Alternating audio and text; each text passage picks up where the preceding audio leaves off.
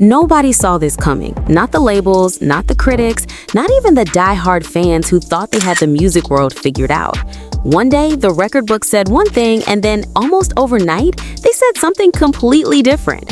Bad Bunny, a kid from Vega Baja, Puerto Rico, a small town that most people couldn't point to on a map, just did something that nobody in the history of Spotify has ever done. He walked past Drake like Drake was standing still. Shh, turn the volume up but keep it low. This is rap's deepest secrets, the one place the labels can't control, exposing the codes, the cover-ups, the real cost of fame. Help us to monetization by subscribing. Now back to the video. Not crawled past him, not squeezed by him on some technicality, walked right past him. And that right there should stop you cold for a second, because Drake is not some average artist. Drake is a decade-long machine. But let's slow it down and really talk about what happened here, because this story is bigger than a streaming number, and you need to understand what it actually means. First, let us set the stage so you can feel the weight of what we are talking about. Spotify is not some small platform where a few million people press play. Spotify has over 600 million users across the entire planet. When they say someone is the most streamed artist in Spotify history, they are talking about every country, every city, every language, every culture, every kind of phone and computer and smart speaker that exists. They're talking about numbers so large that most people cannot even visualize them properly. And for years, the king of those numbers was Drake, Aubrey Graham from Toronto, the man who turned himself into a global brand so powerful that entire cities felt like they belonged to him. Drake had that title locked. It felt permanent, the kind of record that gets broken once in a generation, if ever. And then Bad Bunny showed up and changed the whole conversation. Now here's where it gets interesting, because the way Bad Bunny did this was not the way you would expect. He did not cross over into English to reach a wider audience. He did not soften his sound to make it more digestible for the American market. He did not change his name or his accent or the way he moves through the world. He stayed completely and unapologetically himself, singing entirely in Spanish, rapping in Spanish, living in Spanish, breathing in Spanish. And the world leaned in to listen. That is the part that should blow your mind. In a music industry that has spent decades telling Latin artists they need to translate themselves to be taken seriously, Bad Bunny flipped the script completely. He made the world come to him instead of going to the world, and the numbers are sitting right there as proof.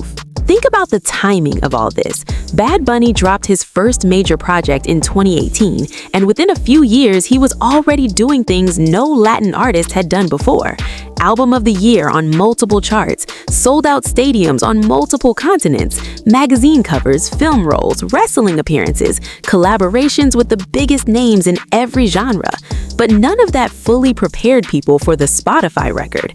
People could see he was big. Nobody fully understood how big until the number came out, and it was sitting there next to Drake's name like a knockout punch in the last round. And let us talk about Drake for a second, because giving him his flowers is important here. Drake built his streaming numbers during the golden era of Spotify growth. He was releasing music when the platform was exploding, when people were switching from buying albums to streaming everything, and he fed that machine like nobody else. He was consistent, he was prolific, he had hit after hit after hit across multiple years and multiple sounds. Club records, emotional records, rap records, R&B records, whatever the moment called for it, Drake supplied it. He held that most streamed male artist title through artists coming and going, through trends shifting, through the whole landscape of music changing around him. The fact that it took this long for someone to pass him tells you everything about how serious that record was. And yet, here we are. What Bad Bunny represents goes beyond music, and that is the part people need to sit with. He's not just a talented artist who worked hard and got lucky. He represents an entire culture finally getting the recognition it always deserved, but was never fully given. Spanish-speaking people around the world make up one of the largest populations on the planet, and for a long time, the mainstream music industry treated Latin music like a side category, something that was nice but not central, something that translated well in certain markets but could never truly go global on its own terms. Bad Bunny proved that was always a lie. The audience was always there. The culture was always powerful enough. What was missing was someone bold enough to carry it all the way without flinching, and he became that person. The streets where he came from were not designed to produce global record breakers. Vega Baja is a coastal town in Puerto Rico, not a music industry hub, not a city with major label offices and networking events. Bad Bunny, whose real name is Benito Antonio Martinez Ocasio, was not discovered at some fancy showcase or signed off a viral video with millions of views. He was bagging groceries at a supermarket while uploading music to SoundCloud in his spare time. Read that sentence again. Bagging groceries, uploading tracks. That's where this whole story started, and the fact that it ended with him passing Drake on Spotify history is the kind of trajectory that feels almost fictional, except it actually happened. What makes him even harder to ignore is that he's never tried to be everything to everyone. He uses his platform to speak on Puerto Rico's political struggles. He pushes back on gender norms in ways that other male artists in the reggaeton world would never dare. He shows up wearing skirts and nail polish on covers and red carpets without explaining himself to anybody.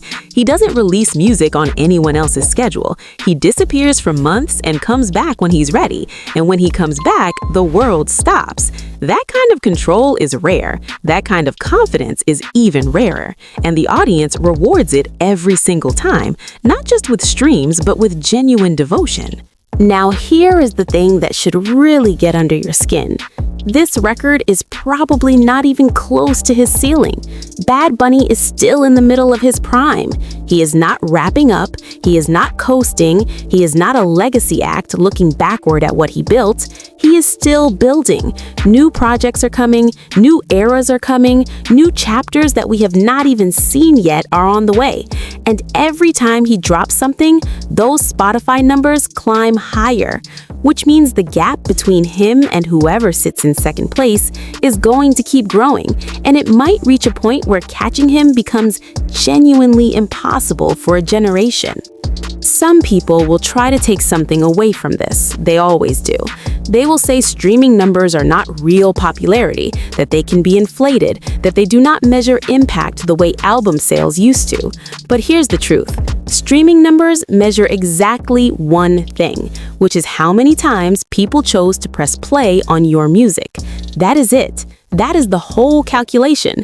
And when hundreds of millions of people across the entire world have been pressing play on Bad Bunny over and over and over again, to the point where he surpassed a decade-long king of that very statistic, the only honest response is to accept what that means. The people voted. They voted with their ears, and they voted decisively. The story of Bad Bunny passing Drake on Spotify is not just a music story. It is a story about culture and power and who gets to be seen as global. It is a story about a kid from a small Puerto Rican town who never stopped believing his language and his culture were worthy of the biggest stages in the world. It is a story about what happens when talent meets stubbornness, and neither one ever backs down. And right now, in this moment, that story is being written in real time with a number sitting next to his name in the Spotify history books that nobody can take away.